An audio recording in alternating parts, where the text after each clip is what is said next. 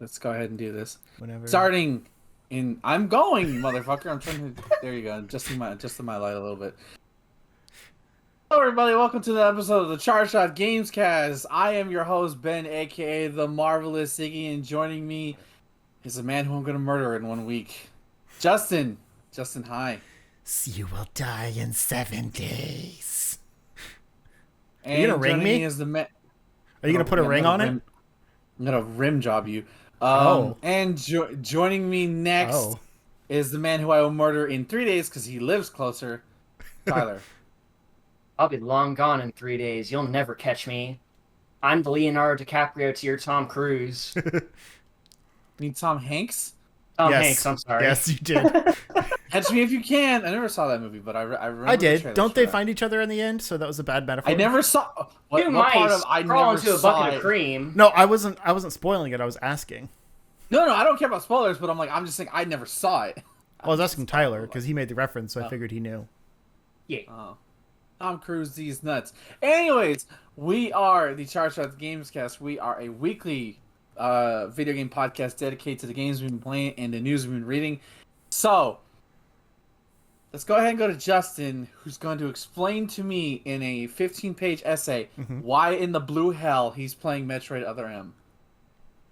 Okay, good question and well put. Let me start by saying I was trying to do like a speech and debate thing, but that's all I got. I never actually did speech and debate. Your answer must be in the form of a question. Does it? In my debate arena, it does. My rules. Okay, I didn't know speech and debate was Jeopardy, but that's fine.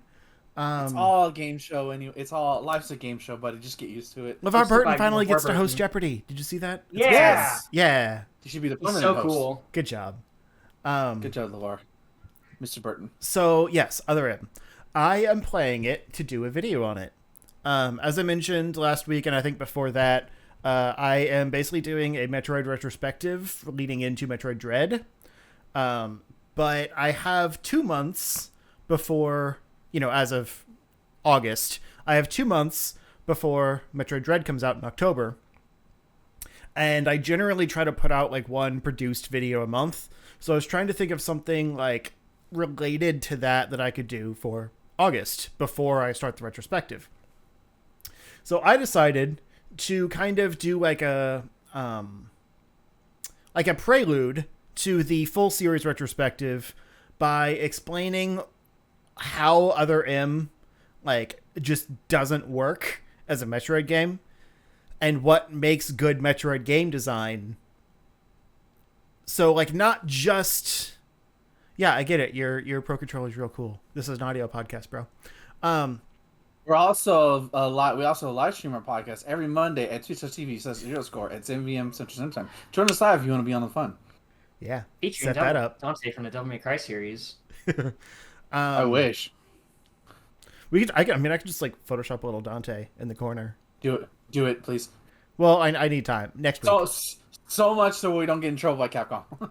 Yeah, I can do that next Dante. week, and then we can title the episode featuring Dante from the Devil May Cry series.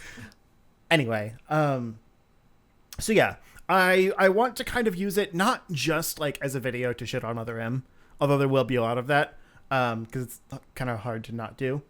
But I want to use it to explain the difference between what Metroid Other M does and does good and bad, because there are some good elements of the game. They're just not good for a Metroid title. And then use that to transition into a larger discussion of what makes good Metroidvania game design that I can, kind of use as a basis for my judging of the Metroid games.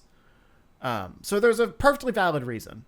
And I also, I haven't played through the whole game since soon after it came out. Because I didn't actually own it on Wii. I borrowed it from a friend and then never give it back. That's not... You're one of those friends. No, it was at least a very long time. Because I had it for months. And I basically gave up at a certain point.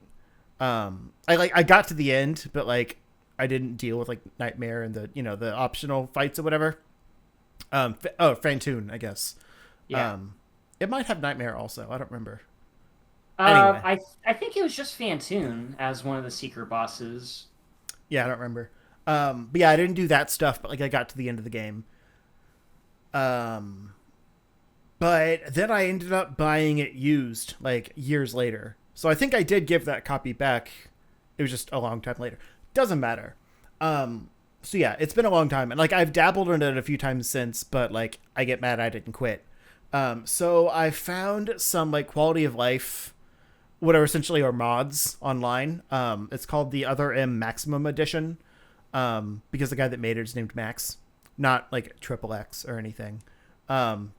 It's just Max, and that alone does some stuff like speed up some of the cutscenes and like cuts out a lot of the like Samus talking and unnecessary backstory and that kind of thing to just kind of streamline the story. Yeah. So most of the dialogue is unvoiced by Samus, at least. So it's more of like an inner monologue thing, like you see, you know, in elevator scenes and Fusion and that kind of thing. And then a lot of the interactions with the characters are drastically cut down. And like there's some awkward like voiceover sections in there where like it's clearly, you know, edited dialogue, like someone dubbed it over kind of poorly to change a few lines, like basically saying that instead of Adam authorizing all your powers as you go, the hyper beam from Super Metroid like took a lot of energy from your suit, and so it's like slowly kind of like rebuilding itself. So at certain points you just kind of like get access to something because that, you know, that power up like recharged or whatever. So it's no less dumb, or sorry, it's not more dumb than what was there originally. It's still not good because it's just like at random points, you know, she gets a new power, but at least it's not like, you know, she runs through a volcano without her Varia suit and then waits for a man to tell her she can put it on. It's like, well, yeah, I mean, you don't have your your Varia suit's not active yet, and you got to go through this area. Like, just do it, and you know, hopefully it comes back soon.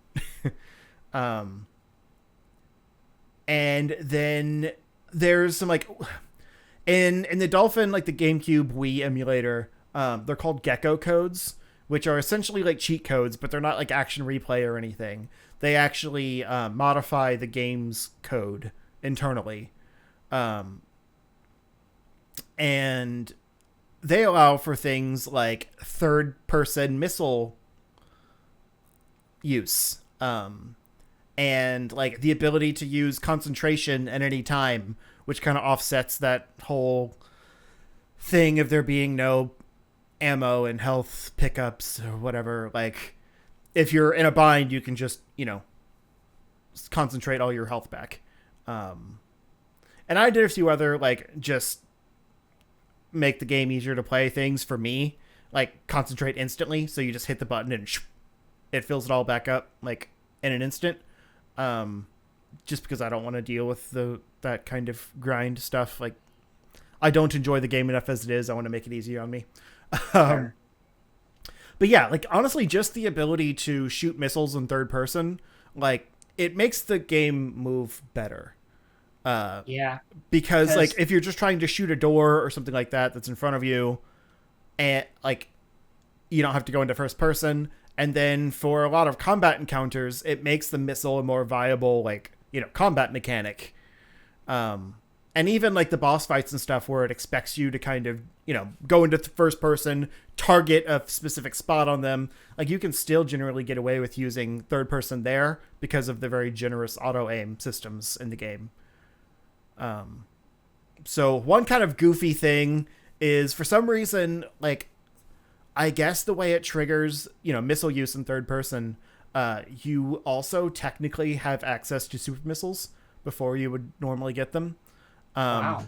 Because if you just charge your beam and then hold the button that changes your beam into missiles, it shoots a super missile. So you can't use it all the time. Like anytime you would have to go into first person to aim and shoot a super missile, you can't do it. It's only in third person. So it hasn't really allowed me like sequence break or anything, which I don't know if that's even possible in this game. Probably but not. it is kind of nice for like some early pickups, because if it's just you run by a super missile door like off to your left, you just shoot it in third person, go into that room, pick up the usually missile expansion or whatever it is, and then keep going. It cuts down on some of the unnecessary backtracking just to get items. And yeah, it doesn't improve the flow of the game or anything, like as far as where you have to go and stuff, because like the game's just inherently broken. But I did try to, like, for example, use super missiles to just cheese through some of the boss fights and stuff, and one of them I actually broke. I don't know, like, if it just doesn't have like a victory trigger for using a super missile against it, or what exactly happened, but like the boss basically just froze. Like when I shot at it, it would like glow red for a second, indicating it was being hit. But I unloaded all of my missiles and then concentrated and unloaded another thing of missiles and concentrated. Like I just kept going with that, like regular missiles, I mean, and a bunch of like charged ice beam shots and like everything, and it just sat there frozen. So I had to basically restart, and luckily there's a save point like right outside the boss room, but it's made me a little wary to use the super missile when I don't have it yet, except for opening up doors, because I don't know how it's going to affect the game. But it is so against sequence breaking, like through arbitrary locked doors and things like that, that like literally the game breaks if you have a weapon you're not supposed to have. Like that's sad. Yay. So yeah, does that... I am right about... Well, I guess you said 15-page report, not 15-minute, but... Really? What? That was so loud. Sorry. But yeah, that was my 15-minute report on Other M. Does that answer your question? Yes, perfectly. And I still don't agree with it, but it is your video, and I will watch it enthusiastically and smile like a puppy dog. Same. Cute. I love how well trained you are. I'm sorry. That's racism right there, folks. I still haven't gotten around the how paper. trained he is. No, because Tyler's white. I was saying it to both of you. Oh, okay. See, that's where I'm an egomaniac. See, we all have our flaws here. Yeah. Anyways. But yeah, aside from Other M, yeah. I have been dabbling good games? in a few other things. I mean, I'm also still continuing with Skyward Sword HD. If Where that you counts. I just got to like Lanaru Desert proper. So like I went through I went through the mines or whatever and got into the desert. I wasn't playing it for a little while. I got super into Metroid games and stuff, so I put it down for a bit. And I was having some issues in the second dungeon. Earth Temple? Is that? Yeah, I think so. Yeah. What issues are you having? Against the boss fight. Like, I already just don't like it. And I was struggling a bit with how you beat it. You throw the bomb into the mouth. Yeah, but then you have to slash at the eye. And, like, for one, it's not just it... Because it runs up the hill, and you have to throw a bomb at it to like roll it down the hill. Or you wait till it goes all the way to the top, and it'll hit one of the bombs itself. True, but I was impatient. And then when it's like as it gets up, you have to roll a bomb down the hill to time when its mouth will be open, like sucking in before it shoots out. Run down, and you have enough time to run down and just go. No, he rolls faster than you run. I always ran down after him. And then whoop. I don't know. I had issues with it. And then like when his eye pops up or whatever, like I couldn't get the angle on my sword right to actually hit it. Like it seemed like it was going through his eye, but it wasn't registering the hitbox, and it was making me mad. So I just stabbed. Ching, ching. But he moves it. Mine's never did. Mine's was in one static position. Well, what the heck? You just had an easier fight than me then. No wonder. It's because the game loves me. Because it knows I want to love it, so it's doing its extra time to make me love it. I guess. But But yeah, I mean, game's still good. I'm also trying to like do a bunch of the side quests and stuff as I go, so I'm moving a little slower because I go back to Skyloft a lot and stuff. And like, you know, taking care of as many of the gratitude crystal quests and stuff. Like every time I get a new item, I go and see what new thing I can do there. Just because the game gets kind of hard by the end, and I want to have all the hearts and stuff I can get. But I'm still enjoying it for the most part. Like I said, I have some issues with the controls still, but I've gotten pretty used to the buttons only controls. I'm almost exclusively playing on Pro Controller now, which I did not expect to do.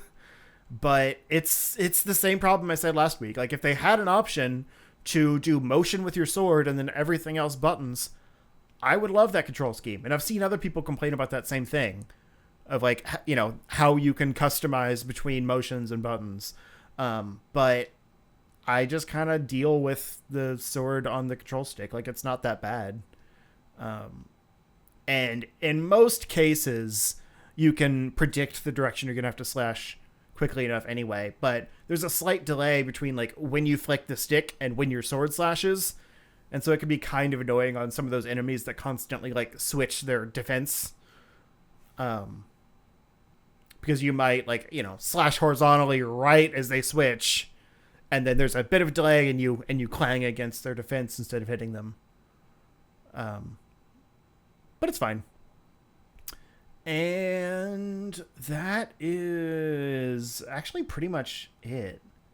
Like I said, I'm also continuing, you know, other stuff like Final Fantasy IV. I saw the Palom Emporium petrification scene.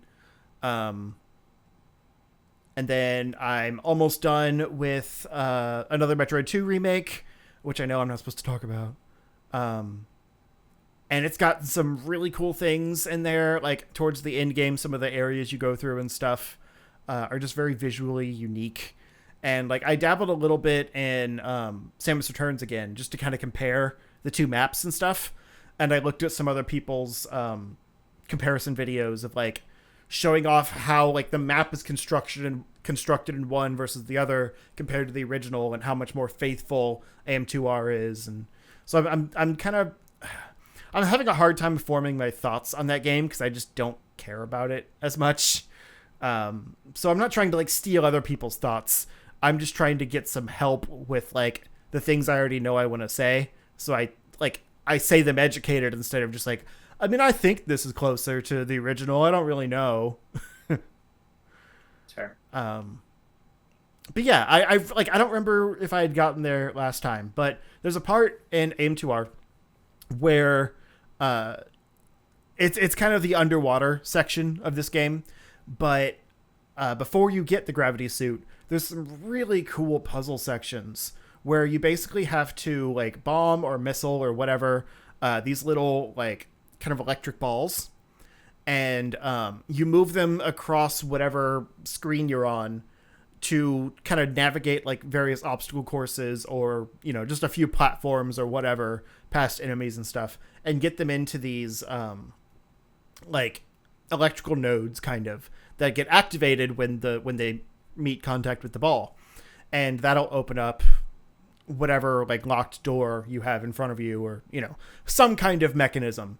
And after you do that, like you had seen these little node things like elsewhere around the world, but there was no like electrical balls there to put in them. You couldn't put your balls in there. You didn't have any balls to put in there. There we go. Yeah, you didn't have any balls to put in there. So it's at this point when like it basically like populates the world with balls.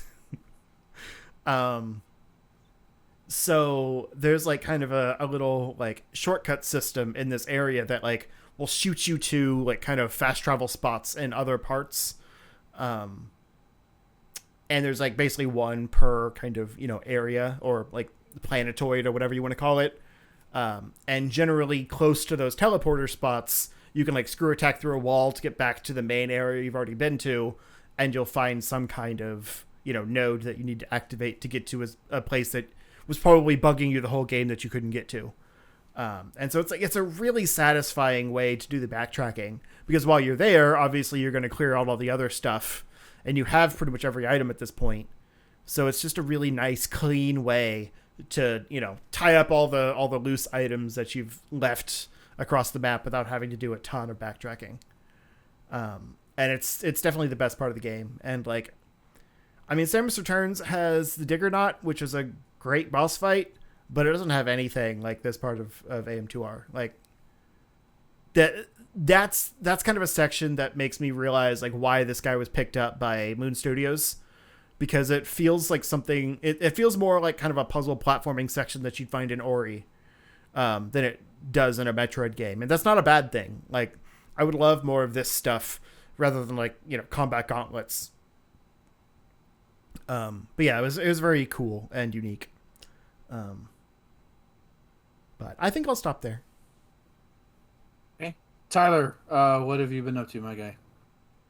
So I've been kind of in a rut for the past beginning days of this week. I didn't really feel like playing anything for a little while.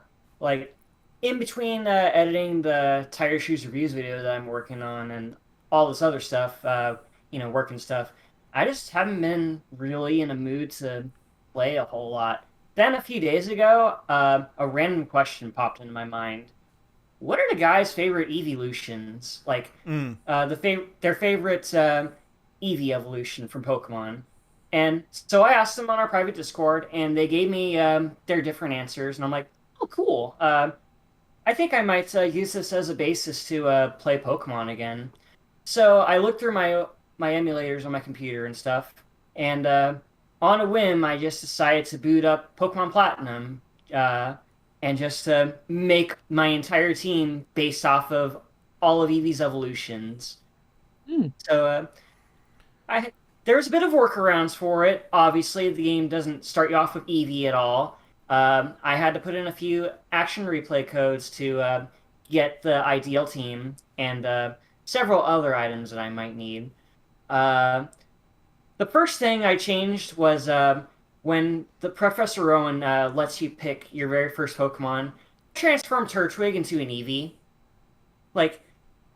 It gives you the option that says it's Turtwig, but it's actually just an Eevee, and you fight your rival's other Turtwig with it, even though he says that it's a Chimchar, but I don't know, it's probably just a weird thing that happened. That happens with randomizers, too. The dialogue is hard-coded. Yeah. And I imagine that being the case for a later sequence where you go up to Professor Rowan, who gives you the Pokedex, and he's like, how's my old Pokemon doing? Oh, good, it evolved. It didn't evolve. You're technically not wrong. I just changed it with my magical cheat powers. So yeah, I have an Eevee, and as soon as I get the ability to get Pokeballs and catch Pokemon in the wild, I put my other codes into play. I found some cheat codes to have all the other evolutions appear in the wild. The ones I decided to pick were Vaporeon, Jolteon, Flareon, Espeon, Umbreon, and Glaceon. I would make the Eevee a Leafeon later on once I get to a Mossy Rock.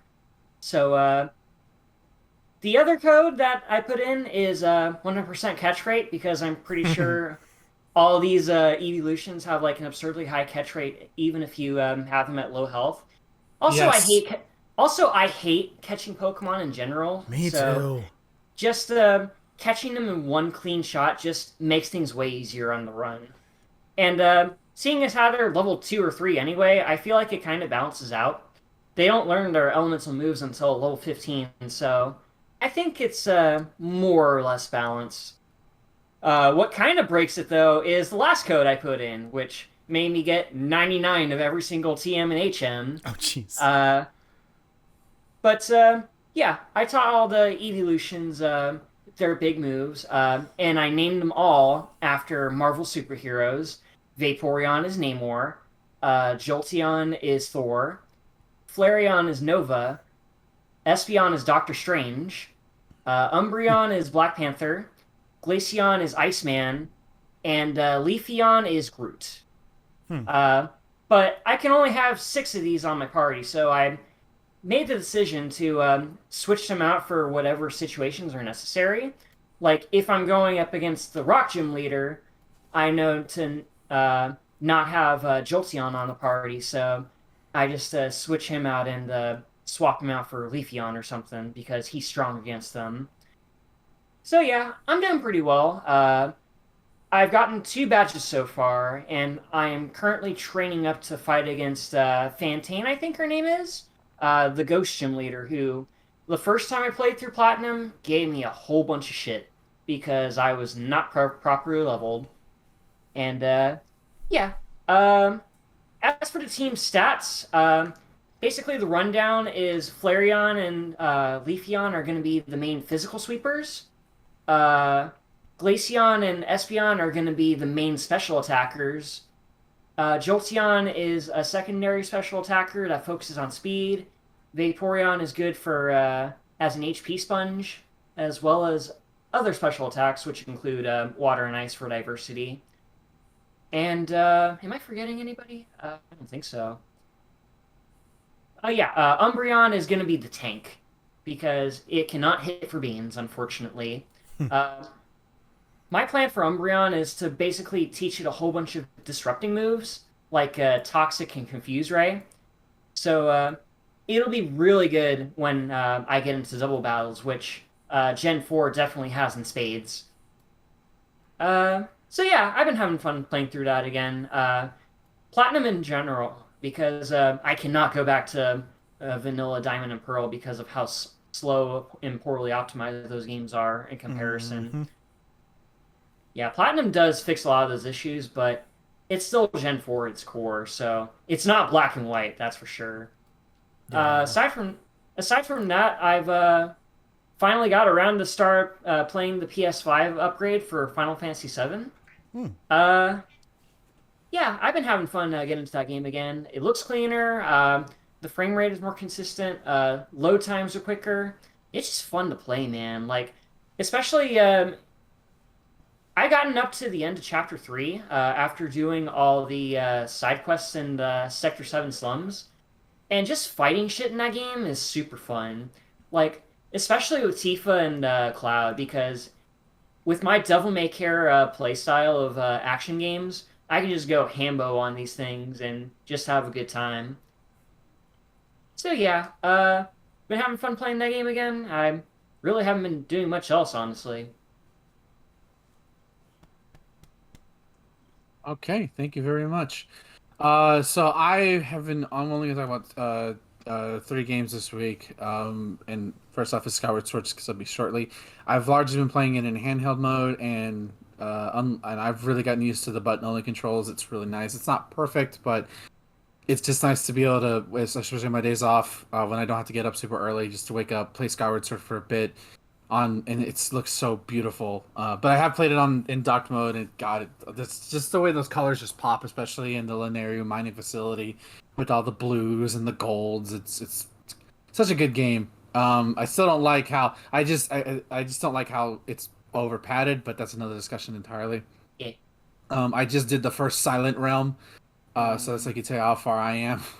Which I was like, okay, this is pretty easy, and then I got caught by one of those the searchlight things. So basically, and I had gotten all the orbs, all the little things you need to collect. So I had to. I was lost in the forest. I'm like, where do I go? Where do I go? Where do I go? I don't want to do this again. I don't want to do this again. But I managed to get the next thing. So looking forward to going to the next dungeon. Um, so yeah, but so far I'm still enjoying myself. I did try to. I got Final Fantasy 10, 10 2 HD last. I think I said. I don't know if I said that last time.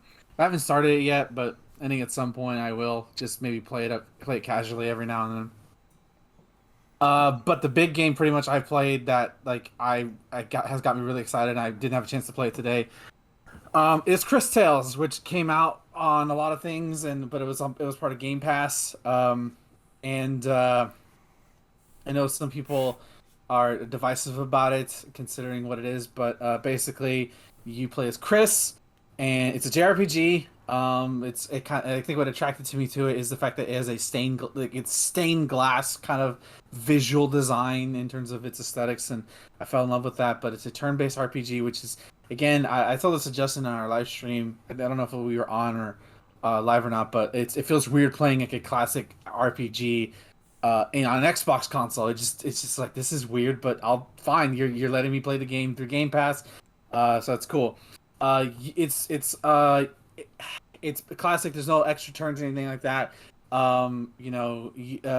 You can do double hits like you did in Mario, Super Mario RPG. You can do parry attack. You can parry moves if you with the press of a button. So if you never play if you ever play not Paper Mario, Super Mario RPG, you can do it like a timed hit. You can do twice an attack, and to know if you got the attack or not for sure is like your controller will vibrate a bit and like, okay, I got the neck, and then you'll see the animation. It's really nice, and the game expects you to understand how to do these mechanics. So if you don't nail that early on, you may have a bit of trouble. Like that, this game's not going to hold your hand. It's going to be pretty difficult, and it may prove to not be for your liking. But that's that it is what it is. It feels old school for sure. Like the difficulty. It's definitely made with that mindset. I think what made me love it so far is the time mechanics. So the whole premise of this game is built around time and time mages and stuff like that. So you've probably seen it in previews. Chris Bell, she's an orphan, and through shit that starts happening, she becomes a time mage, and that allows her to see the present, which is you'll see the game is sort of divided into three points, which at points can be a little not nauseating but a little distracting, but it was never a problem for me. But I know some people have said that like it's just looks visually off. It's just not something you're used to seeing. But you get to look at the past, the present, and the future at the same time in the overworld in like towns. You don't get to see that in the overworld. It's just in towns, and so it's basically a way to solve puzzles, and like and stuff like that. And like sometimes certain chests are in the past that you can't get to. You can't physically travel them yourself, so you can basically send this little frog companion who hangs out with you to the past or the future. It's actually really cool because when you send him to the past, he's like a little tadpole frog, but when he sends him to the future, he's like a fat old frog. It's like, okay, that's cute. I really like the frog. He's great. Hello, my honey. Hello. Yeah, so he's kind of like that.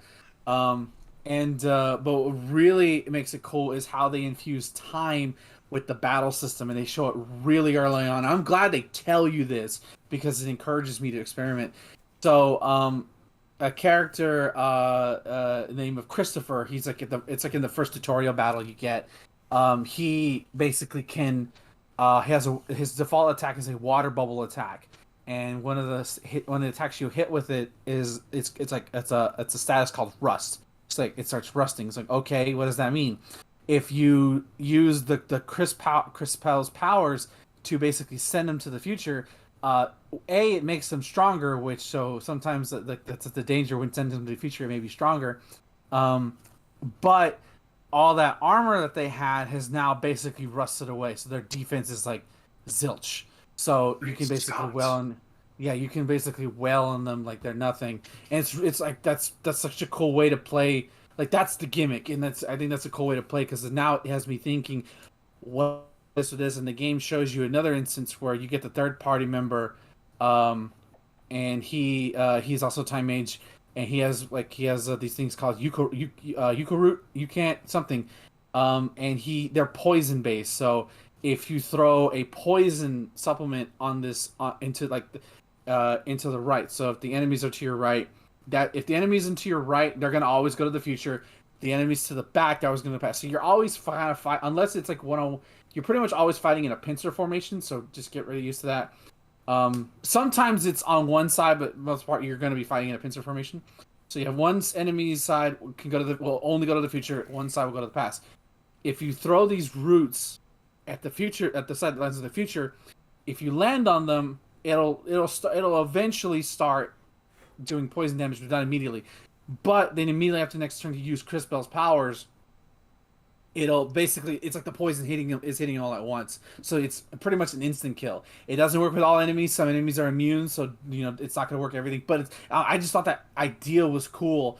And so normally her move is not their move is not is targets one enemy. But if you do it on the pass side, where I think it plants like a little seedling, and then you use the time the Chris Bell's power, it'll basically become an AoE attack, basically poisoning anybody on that side. And I just found that really unique.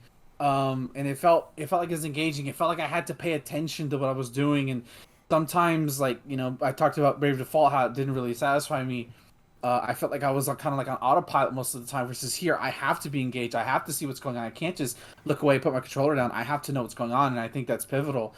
And another thing, the way how it uses time travel early on is that it basically there's going to be like life-changing situations. So, you kind of note around your hometown that like some of the houses are have like a fungus, like have a mold building in them, and you can see in the future not only what people will look like in the future, but also like their houses are torn down. So you do the side quest that basically you gather the ingredients or whatever, and you have the apothecary basically make this potion that basically cure it, but it's only enough for like one house. Or like just because the fruit is very rare. Well, the fruit is very rare to grow. They established that it doesn't grow very often. And so because of that, you have to choose: do you give this juice to the apothecary, or do you give it to this mom? Do you give this to this mom and her kids and like their future? Like what? Like it's the basically choice is yours and yours alone. Exactly, and you have to make the decision. You're not gonna make everybody happy, and I like that the game tells you that. Like even with time travel, you're not gonna be able to save everybody, and I like that. So although far. like that first decision like wasn't super strong. Like it wasn't like Outer Worlds or anything where it feels like someone's going to get screwed over no matter what. Because like to me, it made logical sense to just give it to the apothecary because that's who you got the potion from. So if you're ever going to get more to save the other ones, you need to save the apothecary.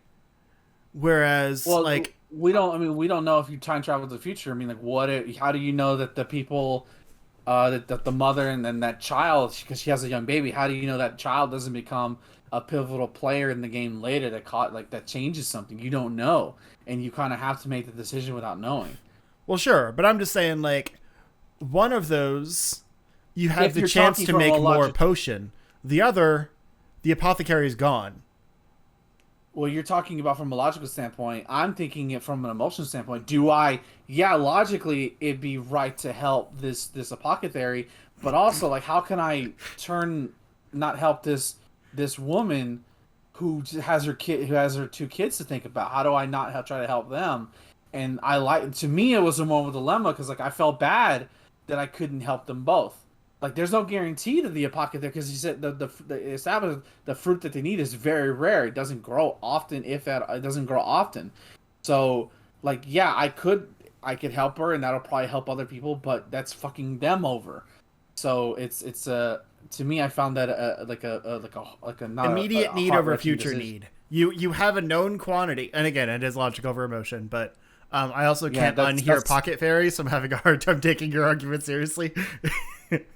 But that's just how I approach it, and I think that's fine that you approach it logically. And at the end of the day, I saved the herbologist, so I think it ends up working out. But like I struggle with it a little bit. I'm like, well, like, am I a horrible human being for not helping the family out first? Because like it's just her, I know that situation, so. I don't think it's light at all. I think like you're talking about putting somebody out of their home basically one way or another. In the future. That's not light at all.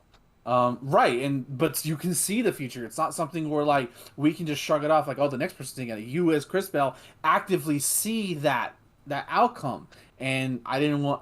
It hurt for me to see that. So again, this is just a moral dilemma, and that's what made me like the game. And now I want to see what other moral dilemmas the game's going to put me through. The game does have side quests. Are you able to stop Biff from stealing the sports almanac? Yeah. But I generally like this game. I think the only negative I have to say about it is the load times. Even on Xbox One X, the load times are pretty, especially in and out of battle, are pretty egregious. And it's like, versus like, if the load times were shortened by a significant amount, going in and out of battle would be a lot more fun. Everything else is perfectly fine, I think. But I think they could probably give you a little bit more healing items. I feel like some of the items in the shop are a little bit expensive at the beginning. But other than that, I feel like it's like if you want an old school game with a beautiful art design, this is it. And I'm hoping to play as far as I can. Who knows? Maybe I'll hit a bullshit wall that I don't want to deal with anymore. In which case, hey, I didn't spend any money on it, so it's fine. Um, but I'm definitely enjoying my time with it, and I hopefully I'm off with next week, so hopefully I'll probably try to get a lot into it through it this week and into next week. But also, Blaster Master Zero 3 comes out this week, so we'll see.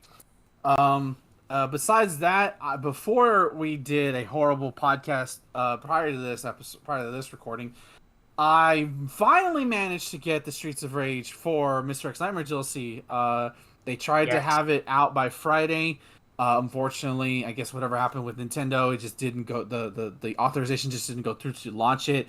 So it went live today. Unfortunately, it's still kind of having problems where some users were like before it wouldn't even it doesn't even show up, but eventually after a while it does. And I played it, and it's pretty much the gimmick of this is a survival mode. And it's kind of like our friend Lo described it as a roguelike, and I was confused, like, and it is it's a low roguelike in the lightest sense. Basically, Dr. Zahn, who is a character from Street Racer 3, is a guy with the old man with the robot arms. He devised like the ultimate training program for you and your teammates. Um, and so basically, it's just a wave enemy rush with the most like random. Every room is different. Every room is random, and it uses new drawn stages. It uses stages from the old Streets of Rage games. It uses sprites from the old games, and pretty much it's a gauntlet. Kill as long as you can until you die on one credit. But and you might be thinking, well, okay, that's kind of neat, but what do I do to get what do I get? Here's the kicker. Every character, with the exceptions of the Streets of Rage 1 characters, gets 5 new moves, and you unlock them by playing this mode. And it's Ooh. like one move basically takes over for another move. So like, it's like there's your incentive right there. And like I've unlocked one. I did Blaze first because of course she's waifu for life on the streets. And I already tried out her new move, and it's really cool. And just thinking the possibilities, like, what if I have this with this? Like, this is like obviously the people who made this game are huge fighting game fans, but just like that, like the game already had good replayability with the different levels of difficulty, the different characters, all the old school sprites you could unlock. Um, it's crazy. And then now, and you think, oh, it's just brawling from room to room, and this is how they spice it up. Every time you enter, before you enter your next room, you have two choices. It'll basically give you a buff icon. So sometimes you can get a thing that'll give your basic attacks a poison damage. Sometimes you'll get a thing that'll buff up your defense, or maybe you'll take 100%. You'll do 100% more damage, but you also take 100% more damage. It's all adding that sort of randomness, and it seems like the developers are putting in like weekly challenges every single week. Who knows for how long it's gonna last, that you can get stuff for. So it's really cool, and there's like new unique weapons in there, new items in there. Like they put a lot of effort. I know there's some idiots out there crying like, oh, this is what we waited for. The fact that like each character, including the old school sprites, get all these new moves, and like this is basically endless mode, and it's just dream practice. It's fantastic. It's amazing. Like for $8, you get 3 new characters, and I'll get into them in a minute. You get 3 new characters. You get new moves for virtually everybody, and then you also get color changes for characters. I haven't unlocked any of those yet, but you get that too. So maybe if you want to have Blaze wearing blue, you got that. I don't know if she wears blue, but I'm pretty sure she has a blue variant. Um, I only Maybe tried on out two. Tuesday. I only tried out 2 characters of the newly DLC release. The only one who I didn't try was let's see, Estelle, Shiva. She was the only one I didn't try, but I tried Estelle, who was the cop woman you fought, and Max, who was the boss fight in the Y Tower. Max is just, oh my god, he's just power incarnate. He's dumb. He's like fighting with a human Hulk. It's crazy. He Yeah. has retains a lot of his moves from Streets of Rage 2, but his animations are look so slick. His super, basically he literally does a thunderclap and thunder happens, like Oh, electricity that's and thunder cool. happens. It's pretty badass. But he's just an unstoppable human rage monster. It's great. Estelle is so far my favorite because her walk speed is stupid fast. Like she just walks so absurdly fast than any other character besides JB Shiva. And her basic attack, if you time it right, you can then follow up with her basic attack again. It has OTG or off the ground properties. It's insane. Like just basic shit like that, and I love it. I still need to try Shiva. I played this. I think I said this last week, but I unlocked all the old school sprites. Um, but like yeah, it's just so much fun. Like my game of the year just got even better. It's like it's Christmas in July for all intents and purposes, even though it's like 105 degrees outside. Like seriously, if you haven't played Streets of Rage 4, right now is the perfect time. You'll have hours and hours of fun gameplay, and you're gonna unlock the old characters. You're gonna get the new characters to play as you get this endless mode that you can play with friends. That's just all randomness and fun. And it's just, and again, no matter, and here's the cool thing about the endless mode, about the survival mode, no matter how far you get, you always make progress. So if you only made it up to stage 5, you made progress to get your new weapon. So you don't have to, I think the total level is 30 floors. It's 30 levels total. But you don't have to beat all 30 in one go to make progress. You could only, like my first try, I made up to level 8, and I already got one move from Blaze. I love that. Obviously, I'm pretty sure as you get further along, you need to get higher to get the next reward. But like, you're gonna eventually, as time goes on, I wouldn't marathon this because I think you'll just drive yourself insane. But like, and I feel like I'm glad I got it on Switch because like it's the perfect. You know what? I feel like playing Streets of Rage today, but I don't feel like going through the arcade mode of it right now. So let me just boot up this and see how far I can get. It's just so good, and it's only $8. I feel like right now they discounted it. By the time this is out, the discount will be over. But I just love how I just love how like how they made my game better. They made my favorite game from last year even better. It's ridiculous. Yeah, it looks really cool from what I've seen on Lowe's Twitter feed. And right before we started recording this, I bought the DLC, and I actually got it on the first try, despite the troubles that they probably fixed some of the they probably fixed the problems a lot by the time you got it. I need to talk about the hidden character, Rue, because I did play as him before we did our previous podcast, the Asylum. Oh God. Anyways, I did play it, and the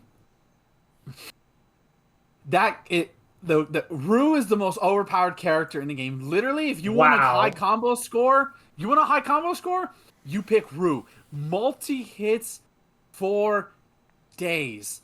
I'm not even joking. He's dumb overpowered. Like if you play the battle mode in Streets of Rage 4, you're gonna have to ban Rue because he's just that good, I think. And his special move is crazy because he comes out with the trainer that enslaved him in Streets of Rage 3. And I thought, okay, he's gonna go after a while. No, he just sticks around. He's there for the rest of the map. I'm like, okay, that's broken. And how you get him is that you hold Y and up and start at the same time.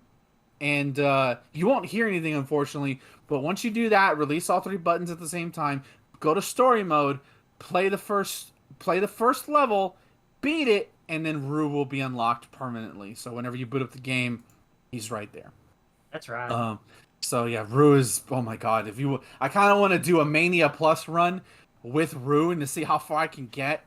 Yeah, I would love to. I would have paid extra money for him to have his like a modern a model of him, but the fact that he's here represented somehow, I think is perfectly okay for me. So yeah, Streets of Rage 4, the gift that keeps on giving. That's all I really have to talk about. We're gonna take a quick commercial break, and when we come back, we're gonna talk about the news, and then our Cartoon Network Dream Smash game. We'll be back in just a moment, guys. Do do do do do. I feel like we need like fake commercials, you know. Yeah, right. Has your ass always felt chafed? Yes. Then go ahead and try Ass Off for $69.99. Nice. Wait, what's it do? It wipes your ass off. I didn't really think this through. It's just a thing I came up at the top of my head. Yeah, I feel like it would need to specifically work on the crack. Yeah, I don't think right. people's cheeks chafe. You'd be surprised. It's from those dummy thick cheeks. Erdal, I'm trying to sneak around, but I'm dummy thick. And clap my ass cheeks is alerting the guards. Tyler, I'm gonna let you lead the opening story because I know you like Yu-Gi-Oh the best of all. So I'm gonna lead into you. Yeah, man. I'm the one that put in that story in the first place. So I feel like I'm probably the best suited to explain this. All right, then take it away because we back, boys. All right, everybody, welcome back to the Charizard Gamescast. It is now time for the news portion of the show, and we're gonna kick it off with some.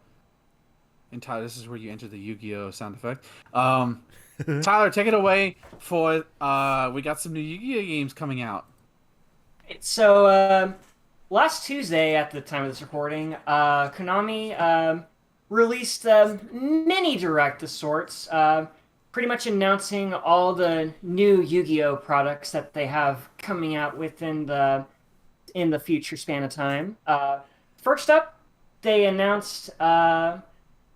Let's see what we got here. We got Yu-Gi-Oh! Master Duel, which was actually the third thing that they announced, but it's probably the most interesting one out of all of them. It's basically just a Yu-Gi-Oh! TCG, but with much more robust AI, or UI rather. Like, it looks super cool. Like, if you've seen Duel Links in action, this ain't no Duel Links. Like, all the cards have these slick dynamic animations. You see animations for like chain resolutions and stuff. They're unique animations for all the summoning methods, ritual, fusion, synchro, Xyz, link monsters. On the sides of the screen, I also noticed that they have these little dual monsters mascots represented by each player. There's one for Blue Eyes White Dragon, Dark Magician. There's one for Pod of Greed, funny enough. And yeah, it looks cool. There's no release date for it yet. And this will be the first Yu-Gi-Oh game to be released on 4K.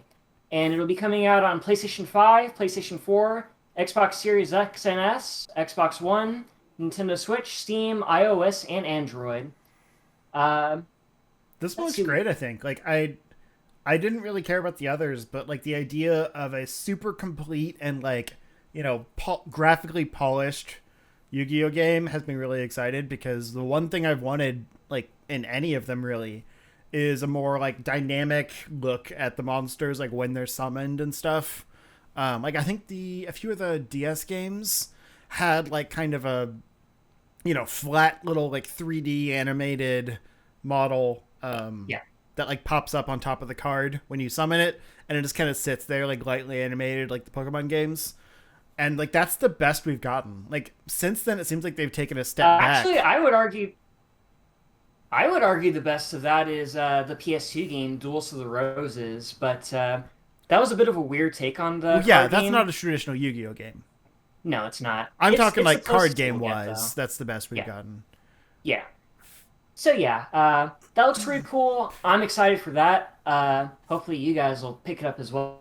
We'll play some Yu-Gi-Oh. Probably. We also have Yu-Gi-Oh! Rush Duel, which is already out in Japan, but is coming to Nintendo Switch this fall. It is based off of the new Yu-Gi-Oh! Anime, Yu-Gi-Oh! Sevens, which has not been translated in sub or dub here in America yet. But it does look cool, though. Basically, this game kind of reminds me of the Tag Force games, where you play as an unnamed NPC, just roaming around the world, challenging characters from the show to card games. And yeah, it's cool. I'm not sure how the Rush Duel mechanic actually works. Again, haven't seen Sevens because that hasn't translated yet. But apparently, there's a new gimmick in that show where you can summon like a shitload of monsters all at once. And I'm pretty sure that's going to be the gimmick in this game. So yeah, that looks neat. They also announced at the very end Yu-Gi-Oh! Cross Duel, which is basically a 4-player card battling game for iOS and Android. no further information on this has been revealed yet. So all we know is it's just going to be a fast-paced four-player duel game. So Have there that'll be been interesting. four-player duels before? Only in the show. I don't think that's been explored in games. Like the closest we got was over Nexus, but that was more of like a King of Fighters style type of duel there, where it was just like a 3-on-3 kind of deal. Mm. And last but not least, there's also an update for Yu-Gi-Oh! Duel Links, which is still going strong on the mobile scene. They also showed all the updates that they've added to the game ever since it came out in 2016, with the original Duel Monsters campaign, GX, Dark Side of Dimensions movie, 5Ds, and Zexal Worlds. And the new one is going to be based off of Yu-Gi-Oh! Arc 5, the anime that introduced pendulum summoning. I'm not sure how that's going to work because in the most recent Master Rule, you would pendulum summon using 2 your spell or trap zones, but in Duel Links you only have 3 spell and trap zones to work with. So if you did that, you would only have 1 to work with if you want to do pendulum summoning, which could be detrimental. Though I imagine, like when Arc 5 was introduced, they would add like the extra pendulum zones on the sides of the board or whatever. But that remains to be seen. So yeah, all really substantial updates. So yeah, that's pretty much it for that. Nice. All right. Thank you for that. Exciting for new Yu-Gi-Oh content coming out.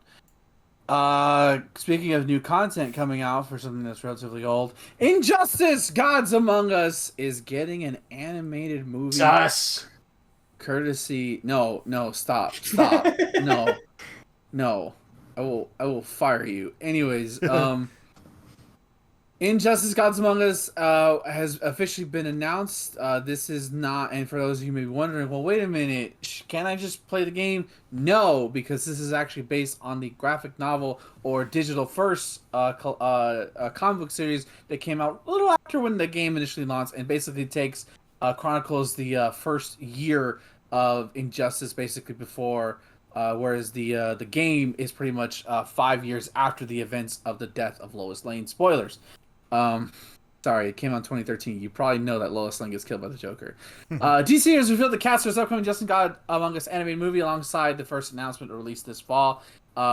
This Justice anime movie was announced last month, oddly enough, through a press release for DC's upcoming Batman Along Halloween Part 2 anime movie, and now the Hollywood Reporter has revealed the cast for the movie, features an expansive cast with a lot of names you might recognize. So we have Justin Hartley as Superman, Anson Mount as Batman, Laura Bailey as Lois Lane, and Ramakrishna, that is basically God, just to let y'all know.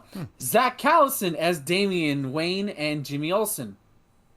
Brian T. Delaney as Green Lantern. Brandon Michael Hall as Cyborg. Edwin Hodge as Mr. Terrific and Killer Croc. Oliver Hudson as Plastic Man, Jillian Jacobs as Harley Quinn, Yuri Lowenthal as Mirror Master, The Flash, and Shazam, Derek Phillips as Nightwing and Aquaman, Kevin Pollak as Joker and Jonathan Kent. Wow, that's a duality. Right? Annika Nani Rose as Catwoman, Reed Scott as Green Arrow and Victor Zsasz, Baron Tahir as Ra's al Ghul, Fred Tatasciore as Captain Atom, Janet Varney as Wonder Woman, and Andrew Morgado as Mirror Master. What? Okay. THR reports that Rick Morales, perhaps best known for Mortal Kombat Legends Scorpion Adventures, is producing the movie alongside Jim Krieg and Sam Register. Set to be executive produced, it will feature a script by Batman Hush, animated movie writer Ernie Altbecker, and will be directed by Justice League Dark Apocalypse War director Matt Peters. You'll be able to hear the cast in Justice when it's released in home entertainment this fall. All right, the story, yeah, and so this is I recognize some names for sure. I actually have it here. Justice Year 1. There's nice. 5. Actually, there's actually 6 collections of it now. They just released Year 0. It's easy. I will say this right now. If you're curious, if you want to read the graphic novel before the movie comes out, I highly recommend it. Because it's a really good look on like what would happen if like DC the DC characters split because of a thing, and you really get into the heads of Superman and Batman, and you see why kind of Superman turns to the dark side effectively, and the effect of losing Lois Lane, and pretty much it runs the gamut of who's who in the DC universe. You got Green Lanterns, you got Magic, you got everybody's in it. Darkseid's in it. I will say, if there is a Year Zero out there, it doesn't really have anything to do with Injustice. But it's just a cool story. I just actually finished reading it not that long ago. So, but if you want to read for the graphic novel, for the movie, Injustice Year One, the complete collection, it's a beefy one too, but definitely worth the read. Yeah, a few interesting things of note with the cast. I like it. I think it's funny that Justin Hartley is Superman because he was Green Arrow in Smallville. And then Kevin Pollak is a weird choice for Joker. I don't know. Like you said, it's a strange duality of roles, like Joker and Jonathan Kent as the same actor. Yeah. Totally understand Jonathan Kent, not so much Joker. We'll have to see. Yeah. I love that Yuri Lowenthal is playing triple duty because he's amazing. Yes. And like those are all pretty substantial characters, I'd guess. Yeah. So especially Flash, because he definitely has the heroic young man voice. Mm-hmm. But yeah, I mean, obviously he's also Spider-Man among many other voices in comics and everything else. But Jillian Jacobs is actually a really good Harley Quinn. Like, I think I'd like to actually see her do it like live action, maybe. I think she could be an interesting Harley Quinn. Probably in TV, but still. I'm excited for that. And then I think Reed Scott was Peter Parker's dad in the Amazing Spider-Man movies. So it's another kind of, comic book legacy actor. Janet Varney is an interesting choice for Wonder Woman. I think she does great voice work. I don't necessarily hear that voice, but we'll see. And the rest I either don't know or aren't terribly surprising. Like, I mean, Laura Bailey is kind of a given. Yeah. Anson Mount, I think, will do a good job as Batman. He's another legacy, I guess I should have mentioned. Obviously, he was Black Bolt in Inhumans. Yeah. But we don't hold that against him. He's also in the Star Trek. It's gonna be weird Discovery just because show. Like you have the animated the game Injustice, which uses the original Justice League voice actors. Most of them. Yeah. So it's like I kind of wish, I kind of wish they got I hate to say it because I kind of wish just to keep it with the game they should have kept Tim Daly as Superman, Kevin Conroy as Batman. Maybe they didn't want to pay them. Maybe they wanted to go in a different direction. If this was a standalone thing, I think this is great. But I think from my own personal mind, well, you already have the game. This is gonna be canon. This is canon to the game, right? For sure. So it's I feel like the voices should have stayed the same, but it's fine. It's a little because none of them are the same. I get it if they just wanted some more star power, but it's an entirely different cast. I think Laura Bailey might have been Catwoman or Black Canary or something in the game. I think she was Wonder Woman at one point. Yeah, I don't remember what she was in Injustice 1, honestly. Yeah, but aside from that, I think it's all new people. Yeah, because like I said, a lot of them were from the DC, the Justice League and Justice League Unlimited show. It was them coming. That's what made Injustice really cool. It's holy shit! It's Kevin Conroy and Tim Daly fighting it out. It's great, or at least for people who know who they are at least. So I don't know. That's a minor nitpick. I'm sure this cast is gonna do great, but I kind of wish we got. I know Conroy's probably sick of playing Batman now, but I kind of wish we got the team back for this one more time. They've been talking about it. It's funny enough. I follow some of them on Twitter. They want to do a reunion thing, but Warner Brothers just doesn't want to do it. Get them to do a special or something, with all of them. But I mean, everything's changing with that Discovery deal. Who knows? Yeah, we'll see. Hopefully, I would pay good. I mean, I already have HBO Max, but I would pay even more money to see the original Justice League, even if it's a special, a short season special, to see them reunited for one last journey, in animated form, because they want to do it. They talked about it. All right, let's go on to the next thing, which we're gonna get serious right now. So I I'm not gonna apologize for it, but we need to talk about it because it's pretty big. For those of you, this is coming from Game Informer, that a lawsuit has been filed by the state of California, I believe, against Activision Blizzard, which basically details a history of harassment and discrimination. So I'm going to go through this as quickly as I can. The California Department of Fair Employment and Housing has filed a lawsuit against Activision Blizzard after years of investigation. The reasons for the suit centers around violations of the state civil rights and equal pay laws, specifically regarding the treatment of women and other marginalized groups. So I'm gonna warn y'all if you don't want to hear this, and I completely understand, you may want to skip to the next part of the podcast where we're talking about other things. The investigations are going on for over 2 years, as Bloomberg has reported. The lawsuit charges that the environment within Activision Blizzard hosts a frat boy culture. The studio is also being called a breeding ground for harassment and discrimination against women. The report is graphic at times, recounting purported incidents that scale from more casual discrimination all the way up to sexual assault and harassment.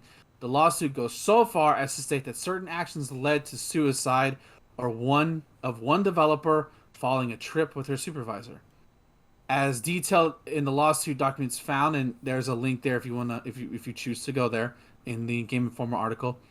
The report alleges that Activision has many women fending off unwanted sexual comments and being groped during what is being called a cube crawl. In the office, women are subjected to cube crawls in which male employees drink copious amounts of alcohol as they crawl their way through various cubicles in the office, often engage in inappropriate behavior towards female employees. Male employees proudly come into work hungover, play video games for long periods of time during work while delegating responsibilities to female employees, engage in banter about their sexual encounters, talk openly about female bodies, and joke about rape. According to the report, sexual harassment and misconduct even resulted in one woman committing suicide during a work trip with her supervisor, who reported brought butt plugs and lubricant in hopes of coercing her into unwanted relations. As increasingly common reports like this, the report claims that many attempts were made to talk to HR of any sort of resolution and go up the chain of command for assistance. Employees were further discouraged from complaining as human source personnel was known to be close alleged harassers. Read the lawsuit documents. As a result, these complaints, female employees were subjected to retaliation, including but not limited to being deprived of work on projects, unwillingly transferred to different units, and selected for layoffs. Also included in the lawsuit is the pay gap between male and female coworkers, which alleges that many women are offered a similar role as a male counterpart, much lower compensation rate. This suit also details opportunities that has been seen primarily going to men first, stifling progressive growth within the company's infrastructure. The document also reports that many women under the Activision Blizzard umbrella felt they need to work harder and longer than their male counterparts for a chance for the same opportunities. The lawsuit details specific examples for this one, which can be found on the link here. And then, of course, they released a statement, which I'm not going to read. So this was revealed over the weekend, and it's ugly. And I think what disgusts me even more about this is that now, like, some people say, well, not everybody, did the things they did, allegedly, right? But I guarantee you none of those dudes did nothing to stop it. And if there are a very small margin of them, and allowed it to continue. Not all men, right? That's always the argument. That's always the dumber. No, it's not. Because it's like the thing. If you do nothing to stop evil, you are complicit in evil. Yeah. You allowed that toxic work environment to happen, and I saw on Twitter because you were afraid of losing your job, or being lumped in with them or whatever. Yeah. Congratulations, congratulations, buddy. You are a part of them, whether you like it or not. Yeah. As somebody whose father raised him to be respectful to women and to treat them not necessarily like on pedestals or anything like that, but like treat them good. Don't treat them like trash. Every time I hate to say this every single time, because we talked about the Ubisoft stuff. We talked about it in terms of esports. It's everywhere. It disgusts me that they're pretty much all dudes. Let's be real. Just see women as just these objects who are just there to serve them and to basically be their mom. Let's face it, a lot of these dudes are probably the way I'm reading that article is that they basically treated these women like they're their moms. Like, oh, okay, they'll do my work for me. I can do whatever. I can fuck off, and I can do whatever I want to them because I'm in charge here, and that makes me sick. There's a special place in hell for those kind of people. I've gotten an employee like moved to another store because he would leave a coworker alone. Like, and this goes to anybody. This isn't just specific to the game to the games industry. And I saw some people like saying on Twitter, like, "Oh, it's just Activision Blizzard." I guarantee you, this happens at your favorite studio, and you just don't hear about it. And that's the scary thing. We just know about it because the California is doing an investigation in it. The only reason we know about it. But to say that it doesn't happen at certain places because it's some mythical place, like some people were populating of Japan as like a haven, I'm like, you have no idea what's going on there, and you're just idolizing shit. Don't do that. Like, if you, I said this before, and I'll say it again. If you, as a man, sees your coworker, your friend, do this shit, call them the fuck out. If any, I'm telling this to you because I know you guys tell it to me and any of my friends listening. If I find out you are doing these things to people, to marginalize minorities, to marginalize women, you're done. Fuck the friendship, you're done. Because you clearly didn't respect me enough to respect what I believe to be true. Your friendship with that person should not be above somebody else's own life in this case. Yeah. It's not that hard to treat people as equals. Yeah. Like, that is the bare minimum you should be expected to do as a person, as a coworker, as an equal, is to treat the people around you with respect. They are not your playthings. They are not just some toy for you to look at and touch and do whatever you want with. They're also people. And if you don't see others like that, you don't deserve anything. Like, there's no sympathy for your actions.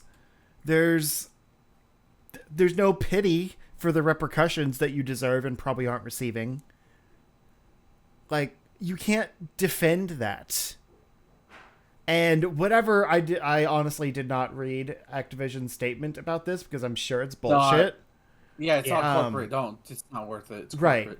But whatever they're saying about probably, like minimizing the issue and, oh, we think it's very important that people are seen as equal and diverse and blah, like, clearly they don't because they wouldn't have let it get this bad. Right. Like, it's not that widespread to the point where, you're actively suing them over it and no one knows what's going on. They're just trying to hide it. Right. I think what sickens me is the cube crawls. Like that, when I first read that over the weekend, like my stomach turned. I'm like, how is, I don't like, and it's, I understand like why, but like it just sickens me that no guy said no, stop. But I guess they were all too fucking busy off and being fucking rock stars. Yeah. In their stupid video game fantasy. Yeah. Showing up to work drunk, bad. Discriminating your fellow coworkers, bad. Pawning off your work on other people, bad. Playing games all day instead of doing your work, bad. All four of those things together in a single day? How? And it seems like it's an entire it's like an office ritual. Yeah. And that's the terrifying part. Like when you use the word, you don't use that phrasing frat boy mentality lightly. You don't. Like that should paint a picture in your head of what these women are dealing with. Like I know we should usually say be better, do better, but you can't be much worse. Yeah, at this point, like seriously, call it the fuck out. Fuck at the if your job is not worth it that you're willing to sacrifice your female coworker's life. I hate to see I hate to see what the inside of your mind looks like. That you have to justify in yourself that you couldn't speak. You couldn't speak up. That you couldn't do anything. Because your job meant that much to you that you just said fuck your other coworker. It's all about me. Um there's I don't know if y'all have anything else to say other than that this is just anger inducing. Yeah. Yeah. And then now you guys like I said most dudes are trash, and it largely starts at home, with that dumb mentality. And I'm very glad that I was. I don't use this word all the time, but I think in this case it makes sense. I was very blessed to be born to a father who told me at a young age to not raise your hand at a woman, to treat women with respect, to treat people with respect in general, and to stand up when you can, and to stand up when you see things wrong. And I understand why I call him Superman. So nothing can excuse what happened, and unfortunately, it's probably happening at studios that we're not even aware about. Okay. And They just got caught. that's the most terrifying. Yeah, and that's the most terrifying part is like how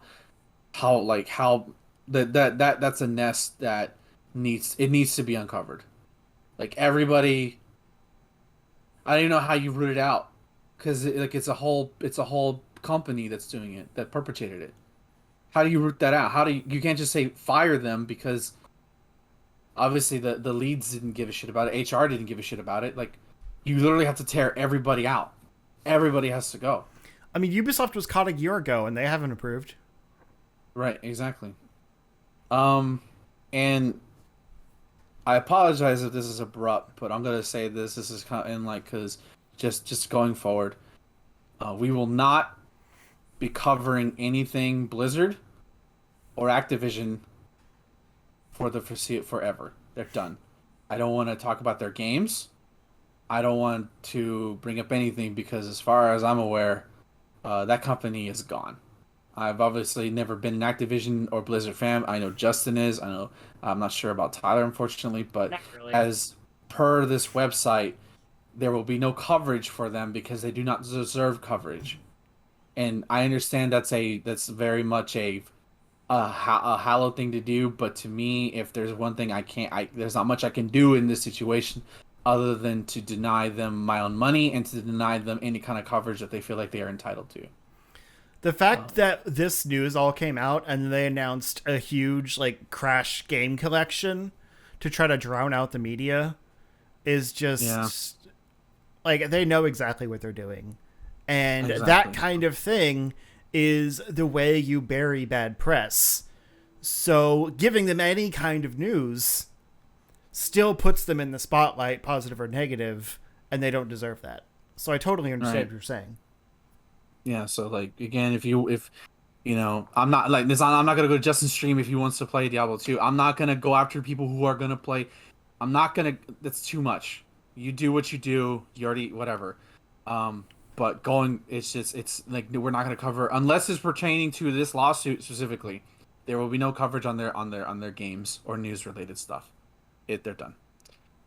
So I apologize if that was heavy-handed for people. I know I tend to do that, but I feel like as a responsibility as a podcast host, even as we don't have the biggest listener base compared to some others, but I feel like it's my responsibility to put these stories out there to as many people as possible, because just because you heard the news doesn't mean other people hear the news.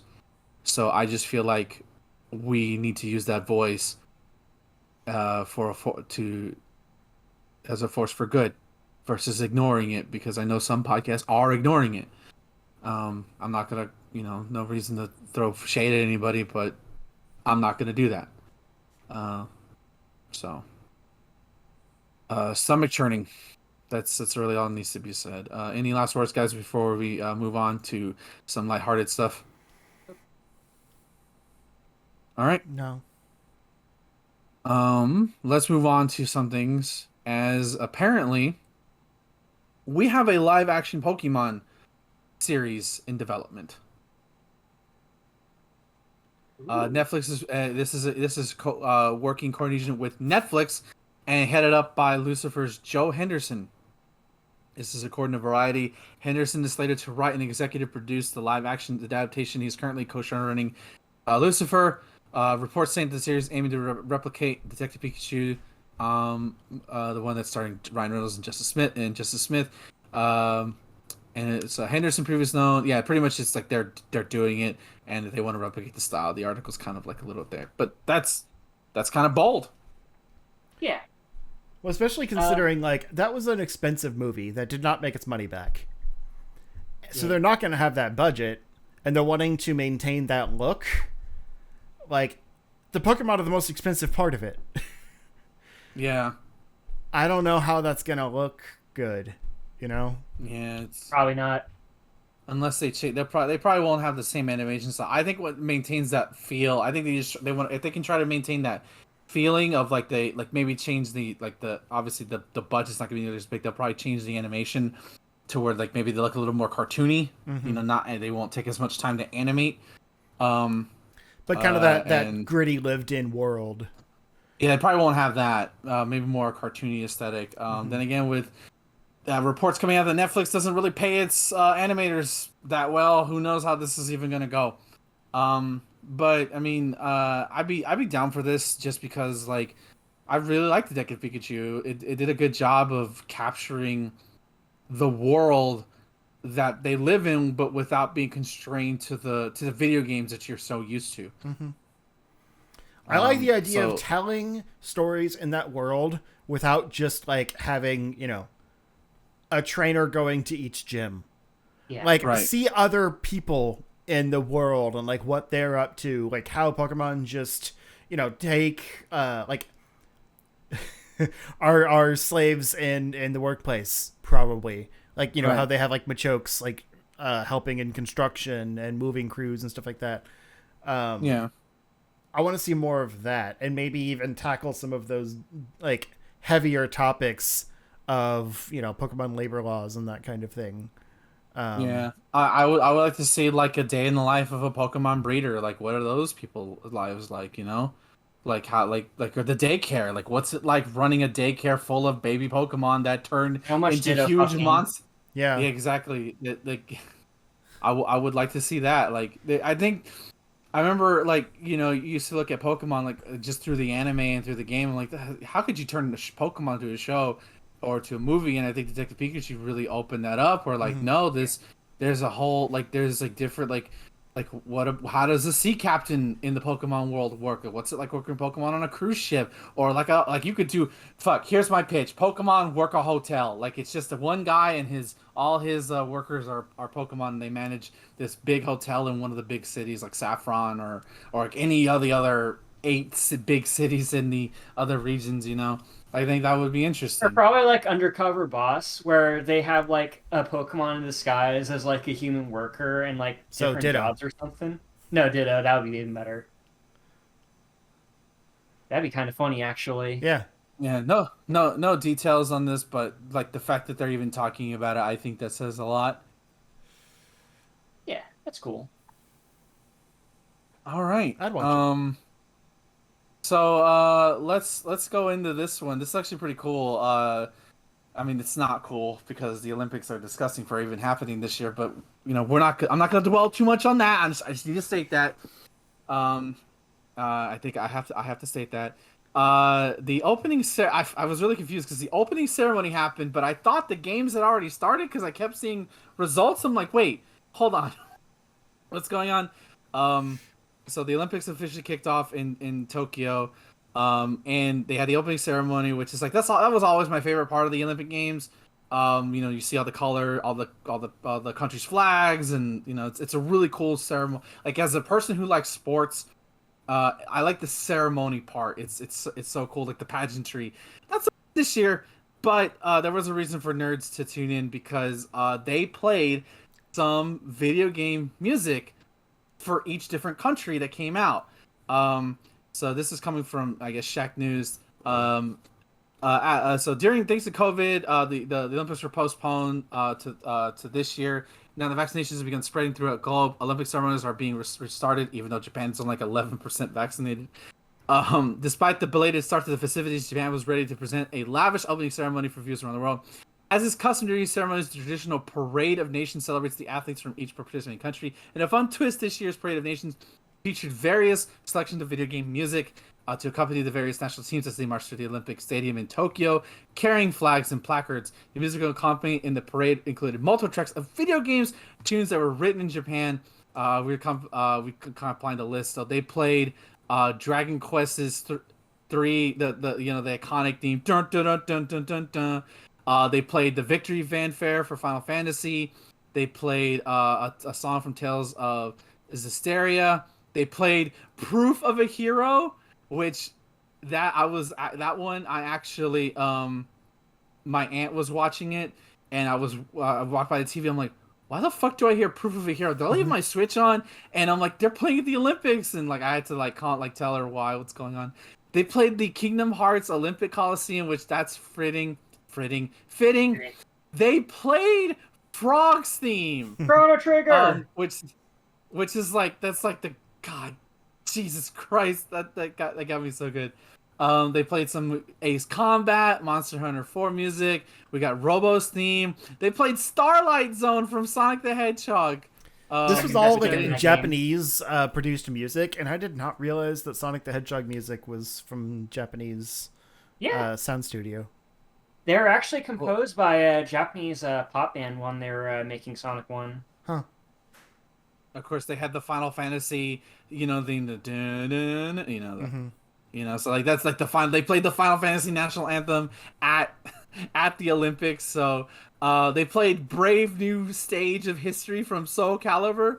So like I know that's when I first saw it. Was like I saw a lot of these Soul Calibur hits I follow on Twitter. Blow the fuck up about it. Like it doesn't mention the article, but there was Nier Automata music that was played in it too, which I'm like, what the fuck? How am I not gonna mention Nier Automata? They did like Nier Song of the Ancient's Fate. Did I miss that? Oh, yeah. I'm stupid. Okay, my apologies. Okay, yeah, no, okay, yeah, there you go. And something from the Saga series. So like, yeah, I think that's as nerds who don't like. I had to see.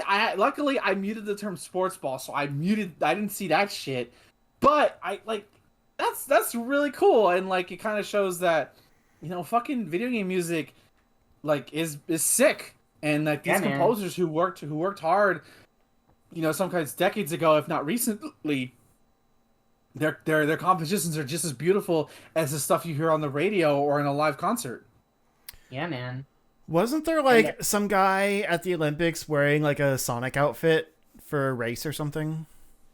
That's a game, but no, I thought I saw something. Like I don't know if it was actually at the Olympics, but there was like a race where like a guy was in Sonic cosplay. I think that was in Mario and Sonic at the Olympic 2020. There is that. I think you might have saw an ad for a game because there is a Summer Olympic game coming out where you can play Sonic's in it and he's like Sonic cosplay. So it's probably that. But what were you going to say, Tyler? Oh, okay. I see what you mean. That's possible. Yeah, it also brings up the argument that, yes, indeed, video game music is in fact music, and fuck anyone else that says otherwise. Yeah. Yeah, except for you, Kyle. Persona 5 fan, who won't shut up about Persona 5 and keep saying that the JRPG genre was dead before Persona 5. Shut the fuck up, Tim. Nobody wants to hear from you anymore. Yeah, that was a dumb take. Yeah, it was.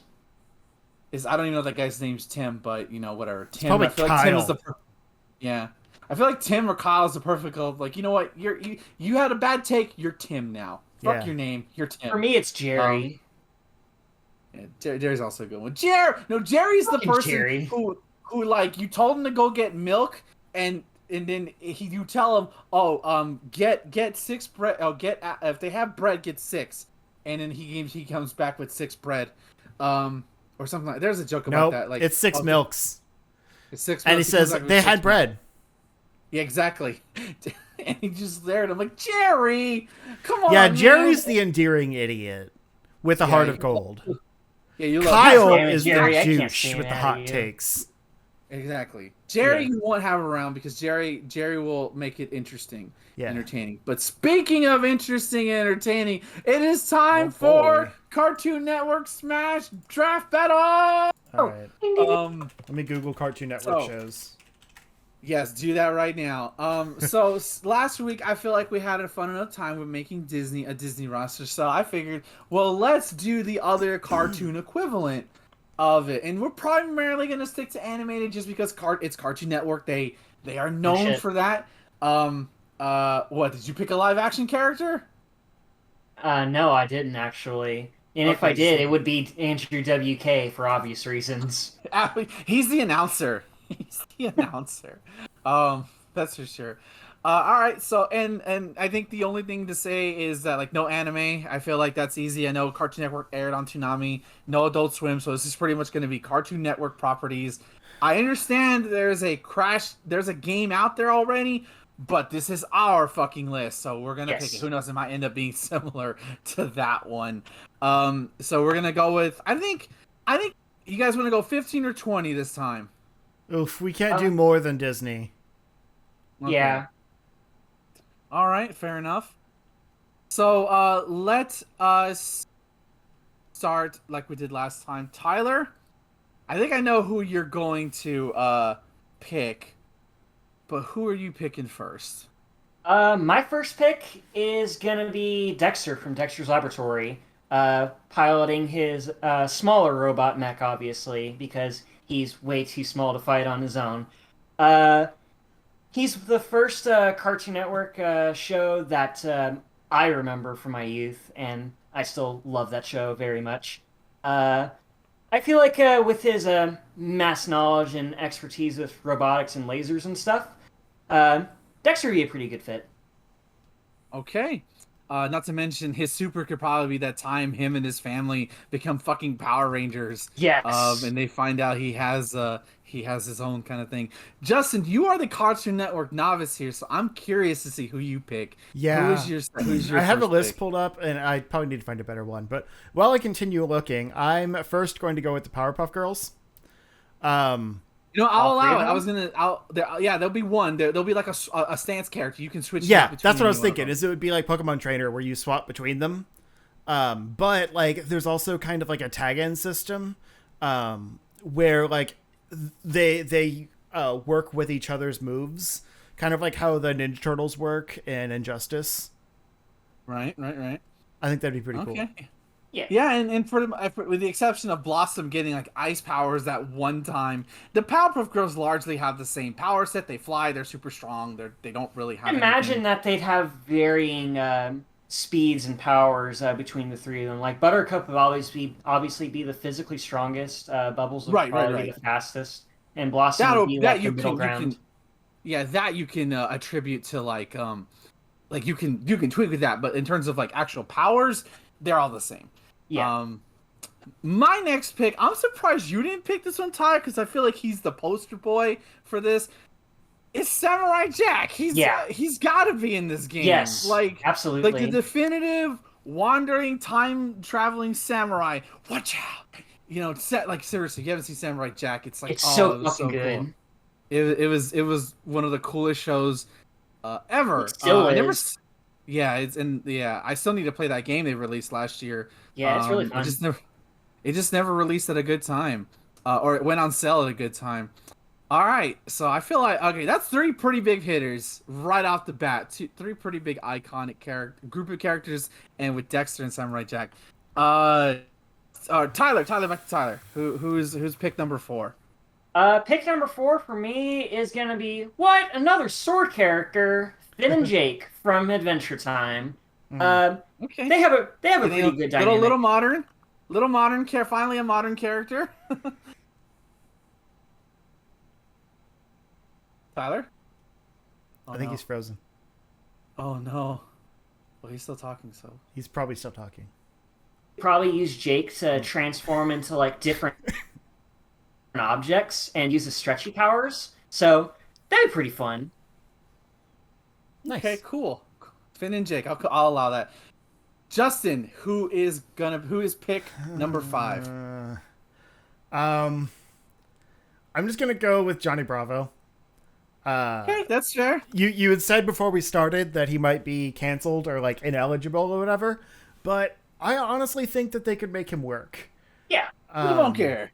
This is his taunt. This just this. To the monkey. To the monkey. Yeah, like I think he would have kind of a he would be similar to like Lucario, where he gets more powerful as he's beaten up more. He always gets beaten up by the girls he hits on. Yeah. So like he would have kind of a beat up meter. So like as he takes more hits, I don't know, maybe his hair gets bigger or something, and there's some kind of visual cue. But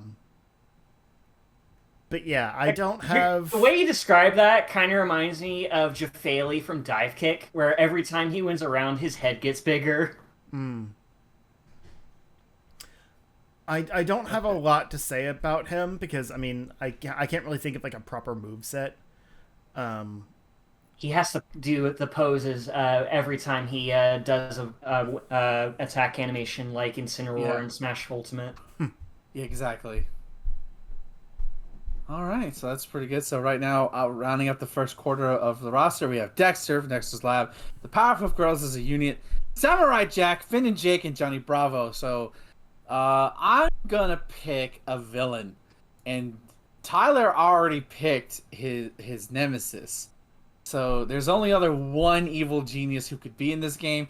I'm picking Mandark to be in this game. Yes. The loser of it, Dexter's nemesis. I feel like if you have Dexter, you gotta have Mandark, and I feel like his inventions are different enough that he would be fun enough to play, and I think his moves would hurt a lot more. Yeah. Okay. Tyler, pick number 7 goes to you. Who's number 7? Number 7 is going to be the luckiest of all the Cartoon Network characters, Courage, the Cowardly Dog. I feel like you gotta have, like, the goofball with all the wacky animations, and I can't think of anybody wackier. As for a moveset, I'm having trouble thinking of one because he's not really that much of a fighter. Actually, no, I'm lying. He could probably pull out random cartoon items like he would in the show. And, probably use his unique frightened animations as attacks as well. That'd be pretty funny. Transformations. Like kind of changing shape. Yeah. You stole my next pick, so I was... Oh. I'm sorry. We didn't consult with each other about this. All right. Okay. I think that's a good addition.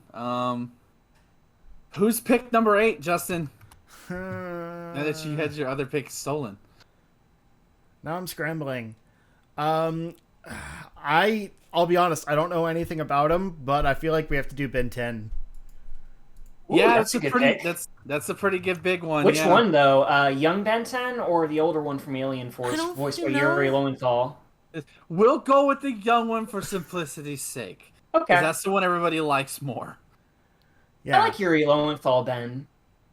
I'm just like, I don't know this character. I've seen like the, DVD boxes at Walmart and stuff. I'm just saying he seems like the perfect kind of character for a fighting game. Absolutely. His whole gimmick is that he transforms into a whole bunch of different alien superheroes. So kind of like the Powerpuff Girls switching into each other, I feel like he'd have like a sort of transformation gimmick. Kind of like Shulk's Monado arts, I would think. Although the transformations themselves would be pretty limited. Okay. Neat. All right. This one I want to put in because I think it'd be pretty great and he's pretty funny. Fuck. This version is not the 1960s version. This is not the Hanna-Barbera version, so you may know where I'm going with this. This is the talk show host with the most. I'm putting in Space Ghost Coast to Coast. Let's fucking go. Yes! Let's put Space Ghost in this fucking game. Let's go. That'd be awesome, actually. He's not, and it's on Cartoon Network, so it counts. Yeah, I was going to ask that. Swim. Harvey Birdman does not count because that was an Adult Swim show. Yes. Space Ghost counts because Space Ghost is awesome. And he, like, visually a cool design. The cool white costume, the yellow cape, the black cowl. Come on, dog. Shoots lasers. Exactly. Space Ghost. And he can argue, like, his super move is, like, he just takes you to the studio. And he takes you to the studio, and he verbally confuses the opponent into submission. Exactly. Remember that one episode where his uncle was played by Macho Man Randy Savage? Yes! I was gonna bring that. I was like, either that or like one of his moves is like his uncle Randy Savage. His Randy Savage uncle comes up and beats you and just goes, "Oh yeah!" So great. Okay, so far, all right. So far, our list consists of Dexter from Dexter's Lab, the Powerpuff Girls, Samurai Jack, Finn and Jake from Adventure Time, Johnny Bravo, Man Dark from Dexter's Lab. So that's our only person with our only series of 2 reps. Courage the Cowardly Dog, Ben 10 from Ben 10, and of course Space Ghost Coast to Coast. Tyler, who is pick number 10? Is an easy one. I am gonna go with Big Ed from Ed, Edd n Eddy. Just okay. You're not gonna go. You're just okay. Okay. I feel like we have enough interchangeable characters already, and I think Ed with 1D makes the most sense. You know, because he's physically the strongest out of all of them. And he eats a whole bed in his mouth, so yes. Yeah. And he also does the most impeccable woodpecker impersonation ever, just slamming his face into the ground repeatedly. Yeah. So yeah. Or his iconic catchphrase, "I like chickens, Eddie." Butter toast. Butter toast. That's how he enters the battle. He just says, "Butter toast." Yeah. No, the way he enters is going through that hole in the door, just like sinks his whole body through. Just squeeze. It's a good pick. Yeah, it's a good pick. Okay. I feel bad for Justin because we're laughing at these references. He has no idea what we're fucking talking about. Nope. Justin, who is pick number 11? Okay, it is my turn for a bit of a deep cut though. That's fine. I'm going to go with Super Cow. Ooh, that's a good pick. From Cow and Chicken. Okay. Super Cow Rascate. I love it. So, all these... Cow and Chicken was one of the few shows I watched, not realizing it was a Cartoon Network show. I just found it on this list and was like, oh yeah. So I thought about doing like kind of a Wario type thing where like you play as Cow and then like, you know, transforms into Super Cow. But I think it'd be more fun just to be Super Cow. Yeah. I was thinking the red guy, honestly, but I think Super Cow. I thought that too. Pick. But yeah, there would probably be issues with the rating because of Red Guy's propensity to not wear pants. Yeah. And I like the idea of the superhero alter ego specifically. Like I picture him like coming into battle as Cow. And it'd be absolutely funny if she used Chicken as like a beat stick. Like that would make way too much sense. Yeah, I'm sure Chicken would come into play. But the fighter would be Super Cow. Yeah. Oh yeah, for sure. All right. So my next pick comes from Codename Kids Next Door because I know this is very popular. I didn't watch it too much, but I'm gonna pick number 1, aka Nigel, who's voiced by Benjamin Diskin. Nice. So there's that. I did not know he voiced number 1. So he's also number 2. Is he number 2? I did not know that. Yeah, he's both of them. No. Hold on. I put number 2 in the chat. That threw me off. So number 1 from I feel like Codename Kids Next Door. I didn't watch it too much. I remember it was on, but I didn't watch it a lot. I feel like if I'm gonna pick any one of them, it's got to be the main hero, the leader. So yeah.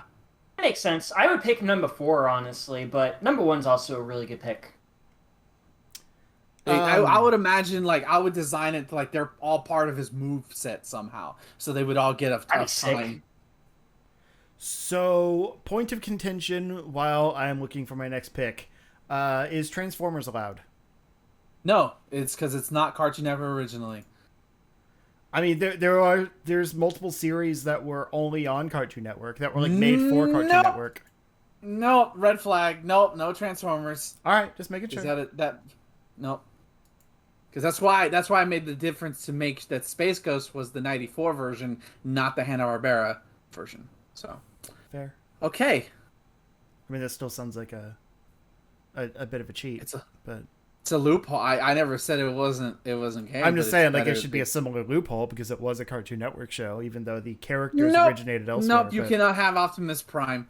Tyler, who is pick number 13? Who is unlucky number 13? Number 13 is gonna be probably the unluckiest of the bunch. It is going to be Grimm from the Grim Adventures of Billy and Mandy. Yes! Obviously, that's a really good pick because he is obviously the Grim Reaper using his scythe and magical abilities. And I'd imagine that Billy and Mandy would come in to annoy him for several attacks as well. Sure. Yeah.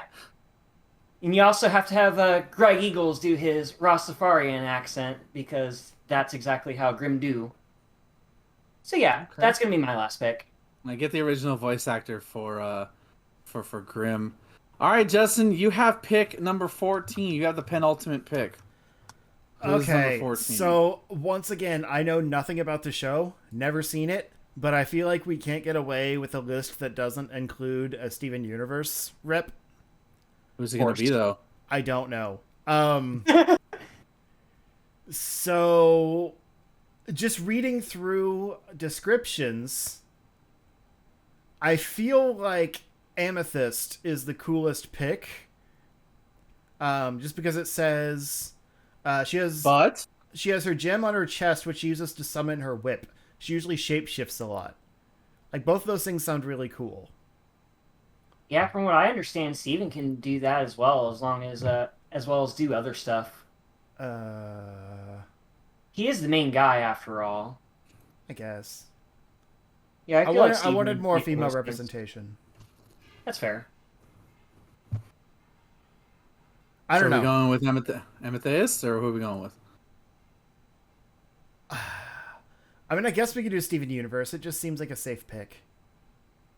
Yeah. The Steven? Sure. Okay. I feel like because he's like their cow right now, or maybe I guess the new Papa with the new kids. Yeah. Okay. So this is the last pick. And this one might be a cheat, but I don't care. Oh, sir, you get to cheat. Cool. Well, because number one, it's a Cartoon Network original, so it's only cheating in the sense that it takes multiple characters to pilot this thing. I am picking. My final pick will be the robot from Mega's XLR. Yes, I knew you were going there. I had that show pulled up, and then I got distracted by Steven Universe because I realized we were on our last picks. So, I dig giant robots. You dig giant robots. Does it have a name? It's just XLR, right? It's just Megas. Okay, I'll just put Mega XLR. So yeah, the main hero robot, that one, I know that was a very popular show. I feel like, hey, we don't have a giant robot mech. Let's get it in there. Megas stands for Mechanized Earth Guard Attack System. So that is its name. Okay. Mega XLR. All right, cool. All right. Well, I think the Disney one has a much wider net because we could pull from live action and various movies. But in terms of beloved cartoons from Cartoon Network, I believe this is a solid roster. So let's run down that roster. Starting off with Dexter from Dexter's Lab. Then the Powerpuff Girls, followed by Samurai Jack. Then Finn and Jake, with Johnny Bravo following after that. Then Mandark, the only villain on this on this whole fucking game so far. We'll do a whole. Well, I mean, Grimm could be considered kind of evil. Yeah, I would count that. Yeah, maybe we'll do a whole DLC pass where it's just nothing but Cartoon Network villains like him from the Powerpuff Girls. Oh no, they wouldn't be able to. Mojo Jojo, him would never be able to make it. Safer bet. I mean, Johnny Bravo is arguably his own villain. Yeah. Exactly.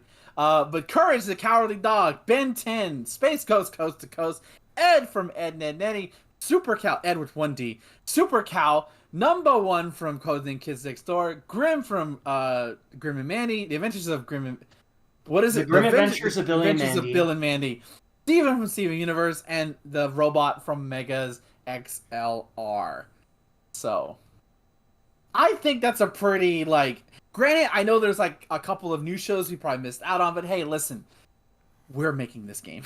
Yeah. We're boomers as far as Cartoon Network goes, okay? Because I don't know any of them, I was trying to go towards the newer stuff.